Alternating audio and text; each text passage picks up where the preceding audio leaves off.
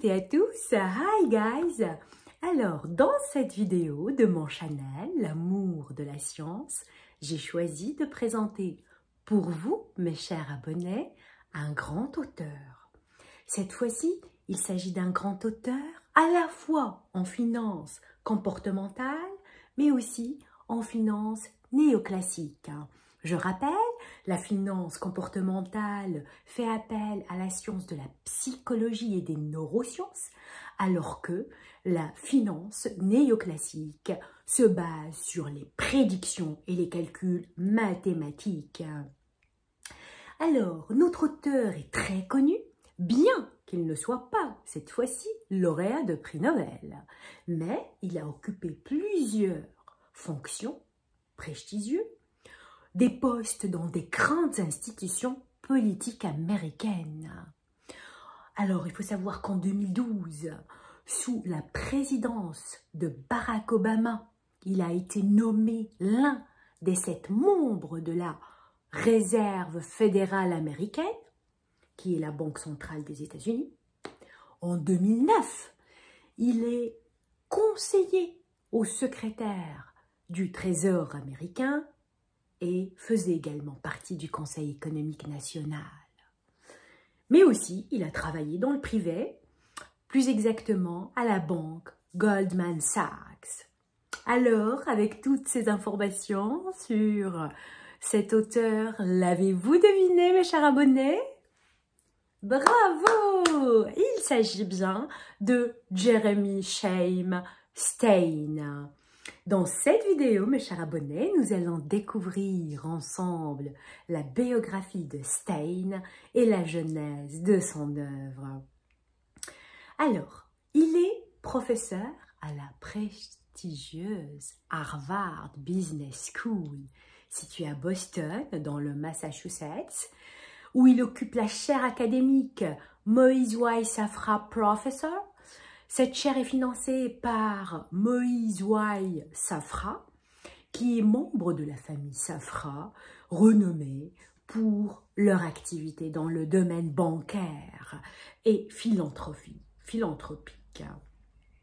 Il a également enseigné au MIT, Massachusetts Institute of Technology. En 2008, il a été nommé président de l'American Finance Association. Les travaux de Stein portent principalement sur les effets des interactions sociales des investisseurs et leurs sentiments sur l'équilibre et l'efficience des marchés financiers.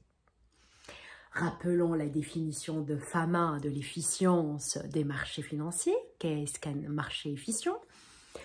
Est un marché qui est capable d'agréger et d'incorporer dans ses cours l'ensemble des informations détenues par un grand nombre d'investisseurs. Si vous voulez savoir un peu plus sur Fama et l'efficience des marchés, n'hésitez pas à aller regarder ma vidéo dans le feed de mon channel sur Eugène F. Fama, lauréat du prix Nobel en 2013. Alors, pour Fama, il y a plusieurs facteurs permettant d'expliquer en revanche l'inefficience des marchés, quand bien même les marchés sont efficients, parce que cela n'implique pas qu'à chaque instant, les cours sont calés sur les valeurs fondamentales. Il y a toujours des surévaluations et des sous-évaluations. Alors, ces facteurs qui permettent d'expliquer cette volatilité et cette inefficience peuvent être dus à la prime de risque, le risque marché, le risque de la taille, le risque de la valeur, mais aussi à l'incorporation de l'entièreté de l'information dans les cours, mais aussi la vitesse de leur incorporation selon le type d'événement ou d'annonce. Eh bien, Stein est tout à fait d'accord sur ces constats assez rationnels finalement pour expliquer l'inefficience.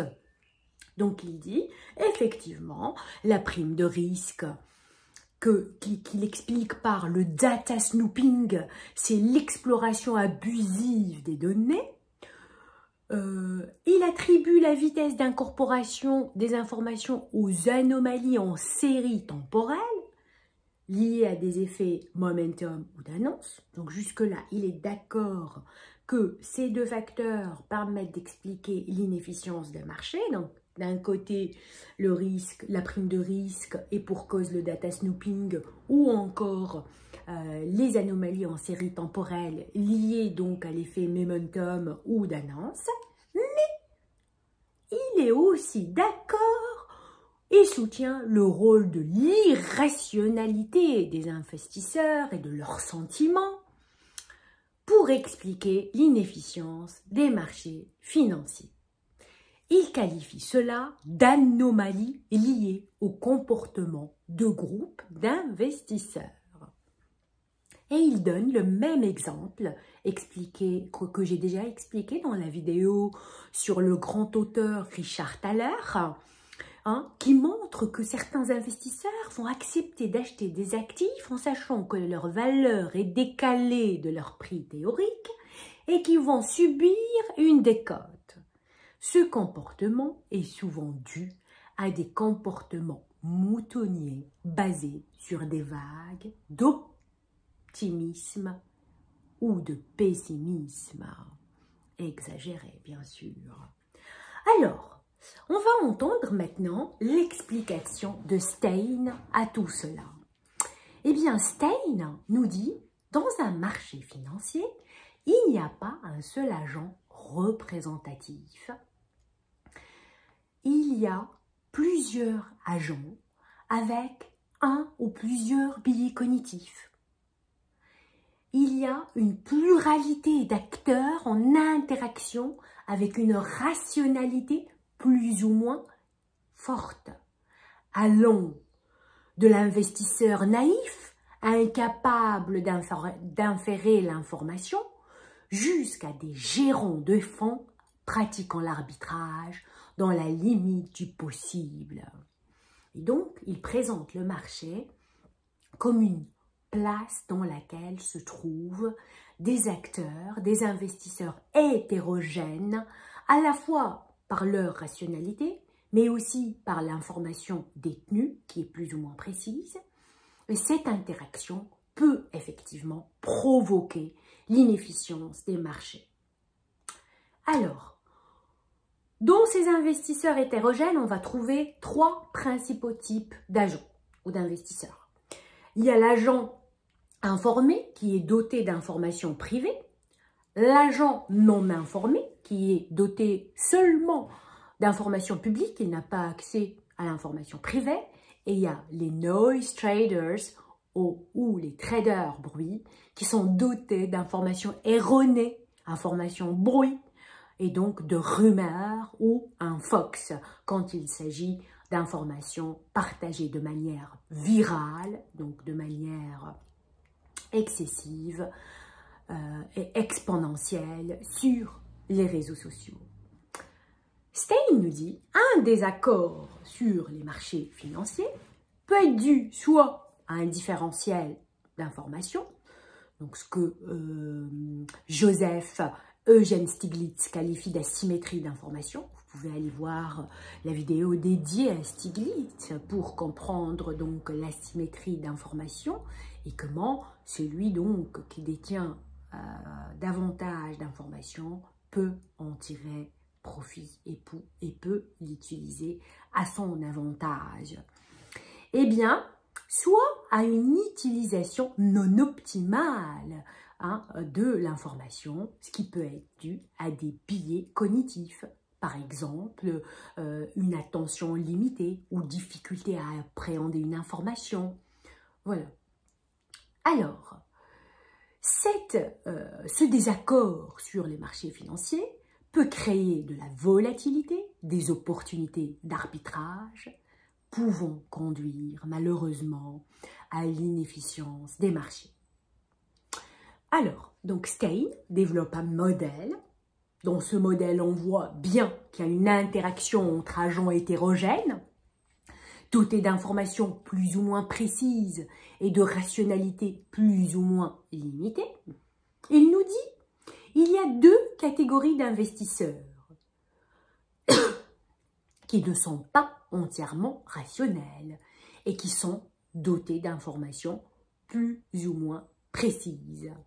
On va trouver d'un côté les news watchers, qu'on appelle aussi veilleurs d'informations, qui sont les agents informés, c'est-à-dire dotés d'informations privées. Eh bien, les news watchers, figurez-vous, peuvent recevoir une information imparfaite. Ce n'est pas parce qu'ils ont accès aux informations privées qu'ils n'ont que des informations parfaites. Ils peuvent aussi avoir des informations imparfaites, par exemple dues à des managers ou des dirigeants qui ont manipulé les résultats financiers pour gonfler les résultats financiers à l'égard des investisseurs, par exemple. Donc, ces news watchers, donc ce point-là, je l'expliquerai à la fin de la vidéo. Donc, pour le moment, on va juste comprendre comment cette interaction sociale entre investisseurs hétérogènes peut créer de l'inefficience. Eh bien, les news watchers ou agents informés peuvent avoir et recevoir une information privée qui est imparfaite. Voilà. Parce que si elle est parfaite, il ne se passe rien sur le marché. Cette information parfaite est complètement incorporée dans les cours du marché. Et le marché garde son équilibre et son efficience, bien entendu. Eh bien, il se peut que ces news watchers reçoivent une information imparfaite. Eh bien, qu'est-ce qui se passe? Eh bien, ces news watchers vont échanger entre eux sur la base de cette information. Ils peuvent aussi être induits par des biais cognitifs de raisonnement, tels qu'une attention limitée sur une partie de l'information, ou une surconfiance, ou une difficulté à appréhender l'information. Et bien, en raison de l'information imparfaite et de ces biais ou défauts de raisonnement, des biais cognitifs ou défauts de raisonnement des news watchers, le marché ne va pas parvenir à incorporer toute l'information disponible, ce qui génère un phénomène de sous-réaction de marché ou un effet momentum. D'un autre côté, donc on a dit, Stein, il a développé un modèle où on a deux profils ou catégories d'investisseurs. Donc les news watchers, l'autre catégorie, ce sont les momentum traders ou arbitragistes, qui ne sont rien d'autre que les noise traders, ceux qui sont dotés d'informations bruit, donc d'informations erronées, ceux qui font que observer pour avoir l'information au final. Ils vont profiter de ces inefficiences des marchés, de ces opportunités d'arbitrage, de sous-réaction du marché, avec de ces opportunités de sous-réaction des marchés, et ils vont opérer des stratégies d'arbitrage simples, basées sur les prix passés. Donc, ils vont voir une sous-réaction du marché, donc ils vont arbitrer, changer leur position, et donc intervenir de manière successive sur le marché, ce qui va entraîner un effet de surréaction où les prix vont monter au-delà de leur valeur fondamentale, puisqu'ils vont croire qu'ils achètent une bonne affaire. Et donc, ils vont interagir de manière successive et ils vont faire monter les prix puisqu'ils vont se suivre entre eux. Et donc, ils vont donc produire un comportement moutonnier de mimétisme et ce qui fait que les prix vont monter et vont dépasser leur valeur fondamentale réelle. À terme, cette réaction va attirer les investisseurs informés, donc les news watchers, qui vont ajuster les prix en réponse à cette surréaction du marché. et donc ce qui provoque une correction des prix, ramenant potentiellement le prix de l'actif à des niveaux plus proches de sa valeur fondamentale. Donc, et le marché va retrouver son équilibre. Donc, ils vont réajuster les prix, puisqu'ils vont vendre leurs actions à prix favorable, donc ils vont bénéficier et en tirer des gains, mais en plus, ils vont créer une correction des prix, puisque les prix vont baisser par rapport à cette surréaction provoquée sur le marché. Donc l'aspect de cette dynamique, elle est liée à la surréaction des prix, elle est liée au mimétisme entre investisseurs, que Stein qualifie de beauty contest, où les investisseurs vont se suivre entre eux, suivre les actions des uns et des autres, donc reproduire les mêmes comportements sans nécessairement comprendre pleinement les raisons sous-jacentes. Donc sans explication rationnelle. Je vois qu'il a acheté, je le suis, j'achète. Je vois qu'il a vendu, je le suis, je vends. Donc si on est sur une sous-réaction de marché, ça va provoquer une surréaction. Donc, les newswatchers vont profiter de surréaction pour vendre leur actif à prix favorable, ce qui va engendrer des gains pour les newswatchers et le retour à l'équilibre du marché par une correction des prix. Alors, en résumé, ce processus démontre comment les interactions complexes entre différents types d'investisseurs, chacun agissant avec ses propres biais et limitations, peuvent influencer les mouvements des prix sur les marchés financiers. Ces dynamiques peuvent conduire à des périodes de sous-réaction suivies de sur-réaction avant que les prix ne se stabilisent finalement autour de leur valeur fondamentale ajustée. Voilà. En voilà une belle explication de la synergie entre l'irrationalité et la rationalité. Parce que jusque-là, on sait que les deux approches existent. Les deux approches ont été récompensées par le prix d'Alfred Nobel.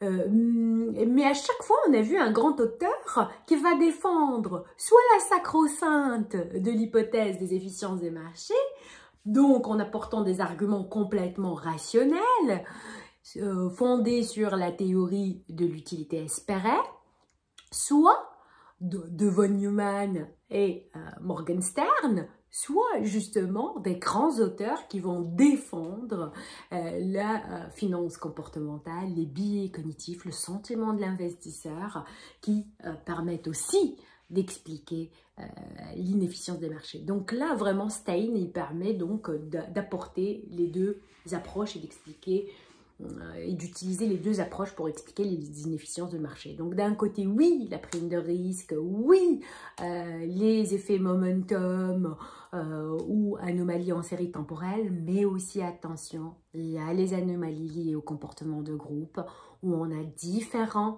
agents dotés d'une rationalité plus ou moins limitée, d'informations plus ou moins précises qui interagissent entre eux. Certains échangent sur la base d'informations privées qui elles-mêmes peuvent être biaisées et imparfaites, que eux-mêmes, qui se croient donc très compétents et experts en finance, peuvent avoir des biais cognitifs, et d'autres agents qui de toute façon échangent sur des informations erronées en plus de leurs biais cognitifs basés sur des comportements moutonniers, c'est-à-dire suivre les autres sans fondement, hein, sans fondement, sans avoir des raisons sous-jacentes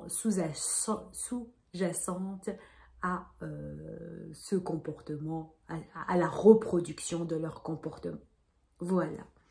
Alors, les spéculateurs de court terme échangent sur la base d'informations privées, les investisseurs suivent ces spéculateurs en interférant la même information sur les prix. En effet, en observant ces mouvements de prix, ils peuvent être incités à ajuster leur propre position en fonction de ces changements.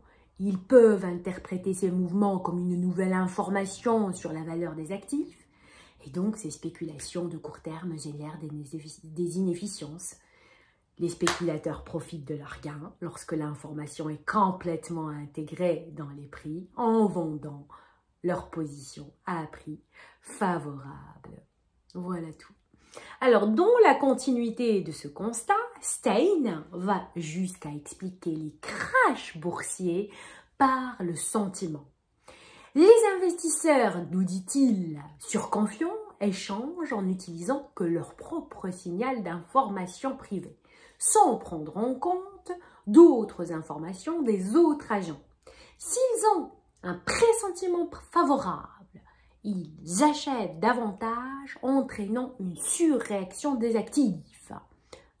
A contrario, s'ils ont un pressentiment défavorable, ils vendent davantage, entraînant une sous-évaluation des actifs.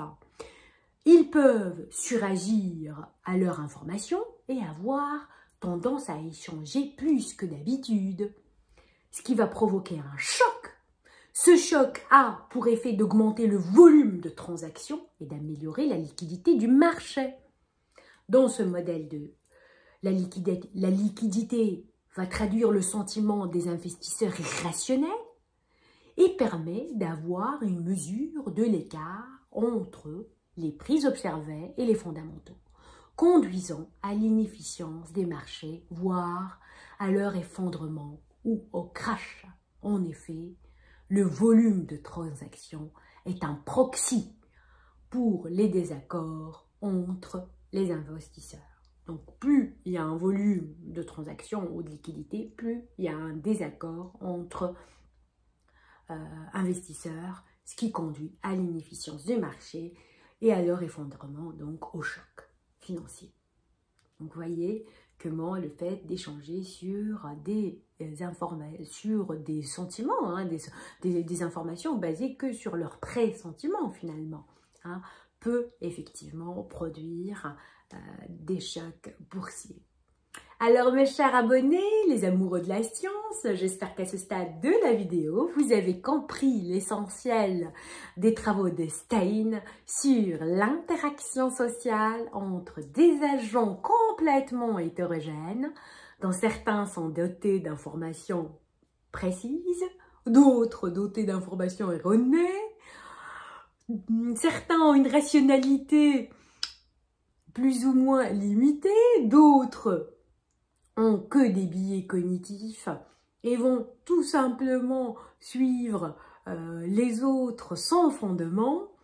Et donc tout cela, effectivement, conduit à l'inefficience du marché, voire à son effondrement et donc à des crashs.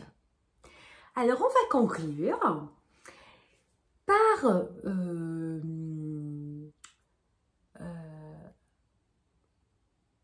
une autre illustration des travaux de Stein, où Stein a essayé d'appliquer les prémices de l'irrationalité à la finance d'entreprise et la gouvernance de l'entreprise.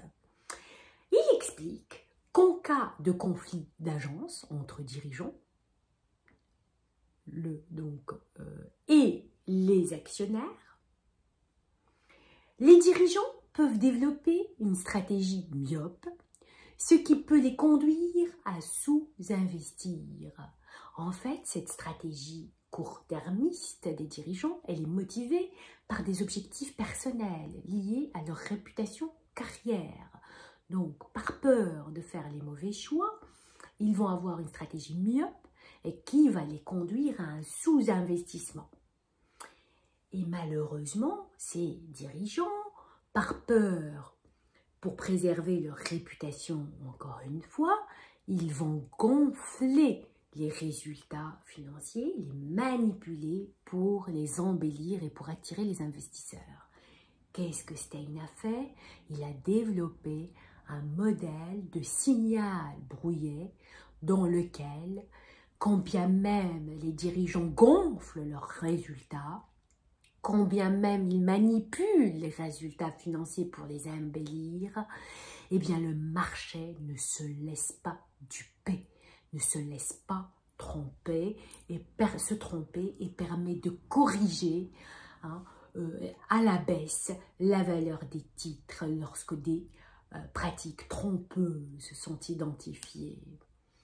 Alors, cette approche montre comment les comportements irrationnels, les incitations personnelles peuvent influencer significativement les décisions financières à la gouvernance au sein des entreprises. Nous verrons les comportements que Williamson qualifie d'opportunistes, le fait de suivre ses propres intérêts avec ruse et sans considération de l'intérêt général, dans sa théorie de la TCT, donc la théorie des coûts de transaction. Donc mes chers abonnés, je vous promets de réaliser une vidéo sur Williamson et sa théorie des coûts de transaction, où on verra ensemble les conséquences des comportements opportunistes et comment les réguler. Alors mes chers abonnés, du channel L'amour de la science, j'espère que vous avez compris les travaux de Stein, donc de Jeremy Stein, sur l'effet de l'interaction sociale entre les agents hétérogènes et le sentiment de l'investisseur pour expliquer l'inefficience des marchés, voire leur effondrement, en d'autres termes, les crashs boursiers. Mes chers abonnés, je vous dis see you soon pour vous faire découvrir un autre nouvel auteur et enrichir vos connaissances scientifiques. Au revoir.